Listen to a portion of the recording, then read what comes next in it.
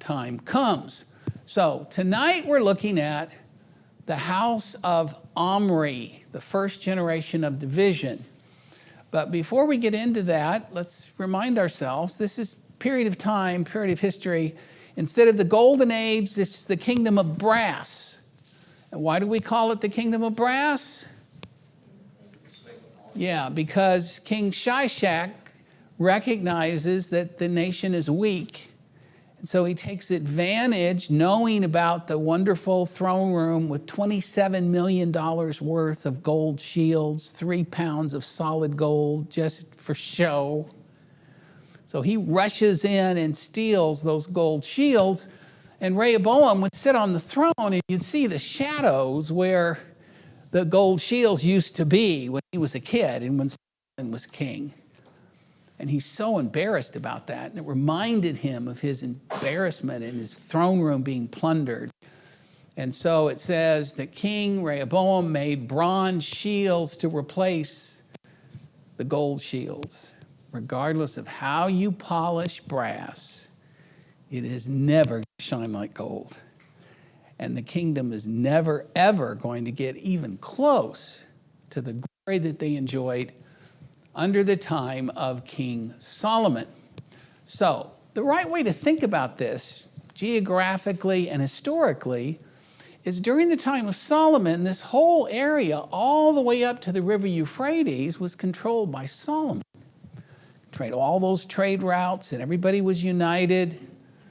And so what you really have is Judah in the south, Israel in the center, and Aram, an Aramaic term for Syria, known in the Bible as the Syrians of Damascus, they all break up. And these other little kingdoms, Edom and Moab and Ammon, they all break up. They were originally all controlled and paid tribute to Israel. Now they're all fighting amongst themselves, and there's fragmentation. And the Syrians of Damascus become the major enemy of Israel for hundreds of years. And the Syrians are trying to take over territory from Israel, and Israel is fighting back. And sometimes they're fighting with Judah, sometimes they're fighting with the Syrians, sometimes they're fighting both. Just massive instability and very little peace and prosperity. God is not blessing these people because they're breaking the covenant. And there's lots of famines, and there's locusts that come in. There's all types of trouble. Why are they suffering so? What did God tell them in Deuteronomy 27 and 28, 28 in particular? Curses. Yeah, these are the curses that will come about you if you don't keep my covenant. These are warnings before the end, taken captive. And in the case of Israel, we talked about the lost tribes of Israel. That's really a misnomer. They weren't lost. They just lost their ethnic identity and just sort of blended in. I mean, the Philistines weren't lost. When's the last time you met a Philistine? They're gone. They just eventually just sort of merged and were defeated and lost their ethnic identity.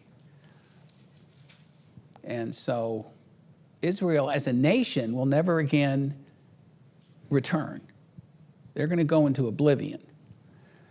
But Judah is going to be taken captive, and after 70 years, God's going to bring them back. And it's in that context where Ezekiel, preaching to the nation in Babylon, and Ezekiel is telling them about this valley of dry bones. That listened to Ben's sermon Sunday. He did a great job. And he was talking about, I'm going to put flesh on these bones. I'm going to bring you back to life. And believe it or not, you're being punished, but you're not going to be like Israel. I haven't forgotten David. I haven't forgotten my promises. I've punished you for good reason, but the righteous remnant is going to come back and I'm going to bless them. And they're going to eventually rebuild the temple and get ready for the Messiah. So that's why we're being told all of this. And there's lots of important lessons along the way. So kind of keep this in your mind when you read this, because this is the Syrians of Damascus, Israel, and Judah, all vying for position. Philistia is still well and good, but David defeated them to such a degree they're not really a threat anymore. The major threat during this time period are the Syrians of Damascus. And the Phoenicians were they were the merchants of their day. They weren't really war hawks, but boy, were they ever strong economically. And they were influencing the nation because they were cosmopolitan. And they wore makeup. And they brought in all the imports.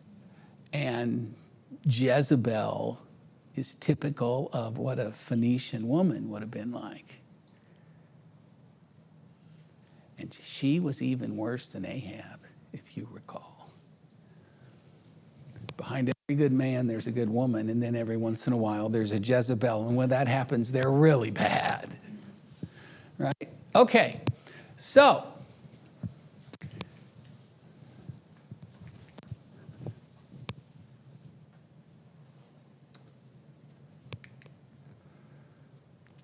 do you remember when I mentioned last time about the synchronous history? When you read 1st and 2nd Kings, it becomes a little hard to figure out what's going on. And I don't have time to read the details of this, but I hope you'll take the time to do the readings that I've asked you to do.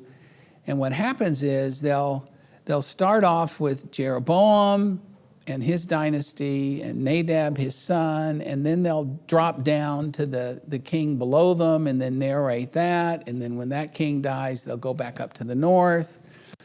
And so the reigns of the southern kings are dated according to the northern and vice versa. Remember, they didn't have the kind of calendars that we have where everything is based upon AD and BC and you give dates that everybody understands. So they've got to date it based on something.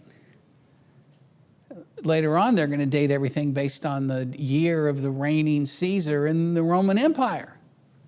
Some of the later books in the New Testament are, this happened 7 years after the big earthquake, which isn't very helpful if you don't know what earthquake they're talking about and you weren't around when that happened. But at the time it was written, everybody knows what you meant. So it's much easier to, pin things down now because we have a unified calendar. Now, I know you can't see this very well, but I just think this illustrates well how much longer Judah is going to last because of their faithfulness and really the short history that Israel has. And you got 9 dynasties, as we said, and one of the most important dynasties is this Omri-Ahab dynasty, which was actually a period of prosperity for reasons we'll talk about in a few moments. Okay, so the pillars of the Omri-Ahab dynasty. Why is that dynasty going to be pretty strong? Well, there's commercial strength because they're going to have an alliance with Tyre, which is the capital of Phoenicia. And when you have an alliance back in that day with another nation, again, how did you seal that alliance? Through intermarriage. And so, yes, so Ahab is going to marry Jezebel, who is, I believe, the king of Sidon. And that's going to cause all types of trouble. All right? And they also are going to have military strength because it talks about at the beginning that Judah and Israel are fighting among themselves. But they're going to go ahead and finally kind of sign a peace treaty between the two of them. And sadly, what do they do to seal that alliance? Yes, another marriage. And a woman by the name of Athaliah, that is the daughter of Ahab and Jezebel. Now, what kind of a woman do you think she's going to turn out to be? Like mother, like daughter. And what really frustrates me is who goes along with all of this? Jehoshaphat, who was one of the righteous kings. But when it came to this idea of marrying your offspring to non-believers and to wicked people in this instance, he just had a blind eye because this is what he needed to secure peace for his nation. And it's going to be terrible what Athaliah does, the havoc that she creates in Judah, all because of Ahab marrying Jezebel. It all has to do, again, with all of these alliances with other nations. And who else got into that problem? Solomon, remember? That was what all those women were about. It's relying upon other nations for strength rather than relying upon God. And instead of being their strength, it's going to be their downfall. So they have military strength and they have political strength. And the reason for that is because this particular dynasty is going to last for 4 generations, which for Israel is pretty good. So we're going to study through this time period. And finally, they're going to be wiped out by a fellow by the name of Jehu. And then the nation's going to get rid of Ahab and Jezebel, but they're going to still be plunged into chaos. More about that in a future lesson.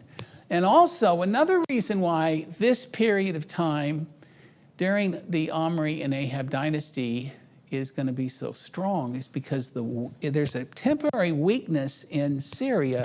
The Syrians of Damascus that have been beating up on them suddenly don't have time to trouble Israel on its northern border because they're dealing with a real problem on their northern border. Who do you think that might be? Due to Assyrian pressure on the northern border. No, the Persians come much later. Remember, there's the Syrians, and then there's the Babylonians, and then there are the Medes and the Persians.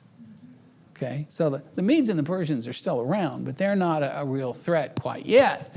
And so it's really interesting because they're kind of rejoicing that the Syrians of Damascus are having such trouble with another nation that's beating up on them. And Amos comes to warn them, you know, this is not going to be for your good. Assyria is not your friend. And so this is the Neo-Assyrian Empire as this blob of Assyria is getting ready to take over this whole area and go all the way down to the border of Egypt. And go down here and control Babylon. And these people are ruthless. And they take people into captivity with hooks. Not with chains, but with hooks. Literally like a fish in your cheek. And they have to pull them along hundreds of miles. I mean, it was awful. And that's the way God chose to punish these wicked people who just would not listen. So the Assyrians are pressing down upon the Syrians of Damascus, so they're leaving Israel alone. So they're free to trade, and they've got this alliance with the Phoenicians, and they don't have tariffs, and economically they're at ease in Zion with all these imported things, all these beds of ivory. Really wasn't that they would lay on a bed that was ivory, that wouldn't be very comfy, but all the bed posts and everything around them was decorated with ivory. And they got their winter home and their summer home, and they travel back and forth like some of our people here. And, things are going well, or so they think. And then Amos says, you think everything's going so great. You will go into captivity unless you repent beyond Damascus. See, their enemy has been the Syrians of Damascus, but they're saying, no, don't look to Syria. Look to beyond Damascus. And what's right beyond Damascus? The Assyrians. And another thing we need to keep in mind, when Moses wrote Deuteronomy 28, and at the very end it says, finally, if after being warned and having all these plagues and all these awful things and famine, you don't repent, then you're going to be taken into captivity by another nation. You know the first nation in world history that ever practiced this kind of foreign diplomacy, for lack of a better term, it's certainly not diplomatic, was the Assyrians. You see, when you've got your own land and your own territory to defend and your own sense of being a nation, you can rally back after you've been defeated and come back again and let's defend our land, And the Assyrians thought, what if we take these people, not only destroy their nation and burn down their capital, but what if we take the people and we march them 500 or 600 miles away to some other nation that they're not familiar with, some land they've never owned, and we'll just make them be our slave labor somewhere else. So how are they supposed to rebel then? Then they take other people and march them into where the Israelites used to be. And for them, they have no loyalty. It's just some new place they've never lived where they're dumped as a prisoner, forcing slave labor upon those people. And by the way, the prophets say that when God gets through with Israel, all that's going to be left, it's like a lion attacks a lamb, and when he's done, the only thing that's left are 2 legs and the piece of an ear. Unbelievable image. And so most of these people go over there, either die or they wind up, as I said, intermarrying and losing their ethnic identity. But the Israelites who were in caves and escaped, or maybe the old and decrepit that couldn't make the journey and they just left them behind, what do they do with the Babylonians that had been conquered and dumped in Israel? They intermarry. And they become the Samaritans of the New Testament. And the Jews who came back from their captivity, but things were kept pure because the Babylonians didn't do what the Assyrians did. In fact, the land was just left to lay fallow. So they were the pure breeds, but the Samaritans were the half-breeds, and they came up with this strange, eclectic blend of pagan religion and the true religion. And they built their temple not on Mount Zion, where the Jews did, but where? Yeah, they built their temple in Jerusalem. That's what the woman at the well was asking Jesus. So understanding all this history helps you to understand the world that Jesus was in. So I just find this really fascinating. It also ties into the prophets. So Jeroboam, the one who brought in the calf worship, he reigns for 22 years. His son Nadab reigns for 2 years. And then God says, I'm going to wipe out you and your entire house because of what you've done, and you've refused to repent. So he sends in a fellow by the name of Baasha. Now, Baasha is his name and wickedness is his name, because he's going to just brutally assassinate all these people. And he, gives lip service to getting rid of the golden calf, but never does. Probably because the people would be unhappy with it.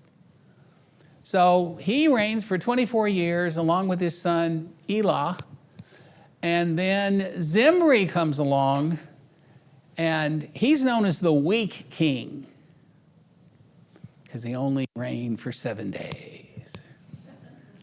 I mean, that particular military coup didn't last very long. And Omri comes along and basically takes over things from Zimri and circles the palace, and Zimri burns the palace down with him in it because he didn't want the palace to go to his enemies. What a mess. Can you imagine if you're the people in that land wondering, what are you going to do? I mean, Maslow's hierarchy of needs, the very first one is safety and security. These people didn't have that. And Omri comes along, though, stabilizes everything. And then his son, Ahab, is going to really set things in motion. So at least it appears that they've got everything together. There's the weakness of their enemy, the Syrians, and they got this alliance with Tyre and an alliance with Judah. And, even though Judah is still doing fairly well about just worshiping Jehovah and Jehovah only and rejecting a lot of the immorality and all that, they still messed up by having this alliance with wicked Israel and being associated with Ahab and Jezebel. Fascinating. So, in 1Kings 15, you've got this illustration about how Baasha fortifies Ramah, which is just 5 miles from Jerusalem. And then in 15:8, he hires Ben-Hadad of Syria to attack Baasha. This would be Asa, the king in the south.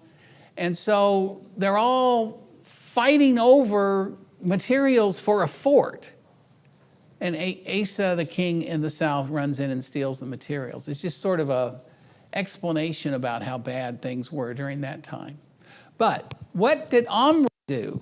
So much so, the foreign peoples are even going to refer to Jehu, who's going to kill the house of Omri, as still being from the house of Omri. One of the obelisks that Shalmaneser has a picture of Jehu bowing down and paying tribute. And they're still thinking about him being the house of Omri, which he's not.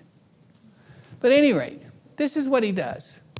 He changes the capital to Samaria. Do you remember what the capital was at first under Jeroboam? Shechem. And then Baasha, when he takes over, he changes the capital to Tirzah. And Omri changes the capital to Samaria and designs and builds a pretty impressive city that, is even well known to this day as the capital of the north. But that's only because of Omri. And of course, he's the father of Ahab, who is going to reign a good while and is the center of a lot of the scriptures because of Elijah and Elisha, who were prophesying during their reign. It's a period of time of material prosperity for reasons we just mentioned. And they've got this alliance with Phoenicia, and then the Moabites are conquered. Now, this is impressive because Moab paid tribute to Solomon, and even before Solomon dies, the Moabites rebel.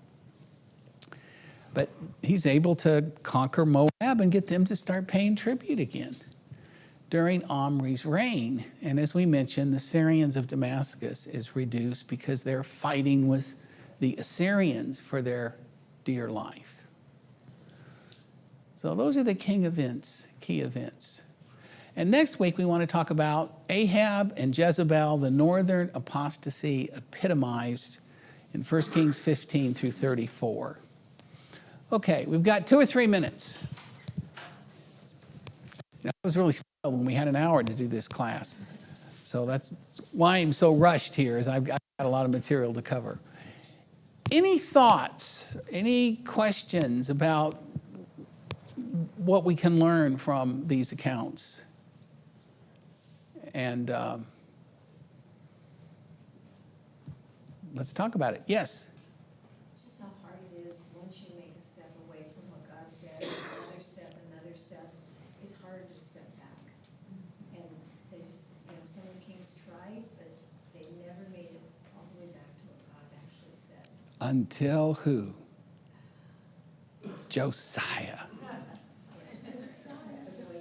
The boy king, Josiah. He ought to be our hero, folks.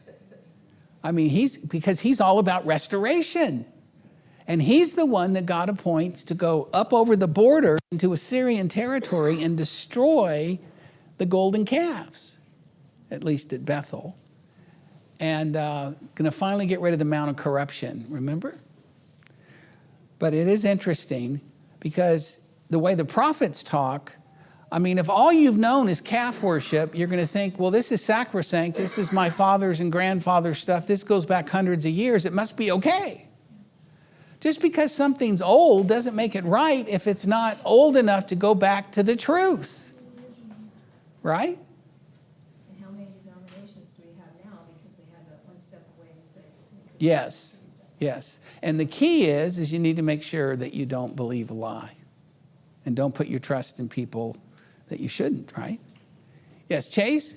I always think it's amazing how much God puts up with semi-righteous kings. And I kind of look at it almost like, yeah, we're also not always righteous. We're also super flawed, just like these kings. But he still seems to have a certain level of patience and tolerance when we think, why would he put up with that? He put him up as a king. Why would he put up with this? Well, he puts up with us just as much in our stupidity. But the difference is we're not up in front of an entire nation. Whereas maybe the king is, but he always, and he certainly has his breaking points, right?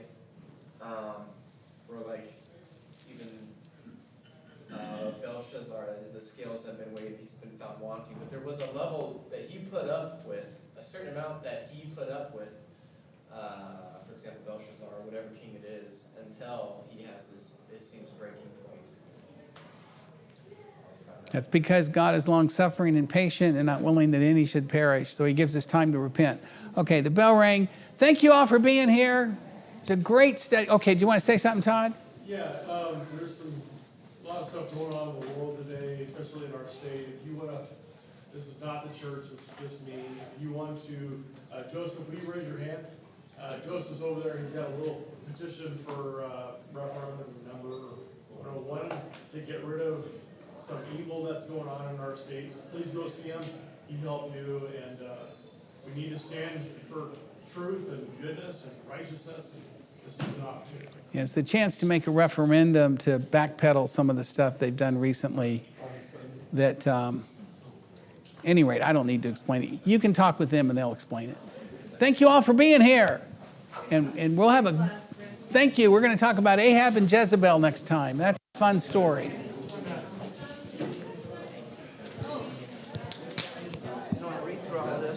Where are all the Levites? There's no mention of any Levites or anything. Well, they fled to the south, and this is primarily the story about the apostasy in the north. And they particularly rise up during the time of the good kings. And they're doing what they're supposed to do then, because that's how the people were kept righteous. But, you know, they're certainly conspicuous by their absence. So that's a part of corruption. You corrupt the very people that were supposed to be the teachers. It would be like elders being corrupted and promoting gay pride and, you know, women preachers and all that kind of stuff. So to me, that's what's happening in Bellevue. Yeah, I think so. This is fascinating. Isn't it? So how many years between Solomon and the exile in Babylon? About 200 Yeah. years with the kings, right? Yeah. Solomon was about 1050 BC to like 970 or something like that. And then the northern kingdom was taken captive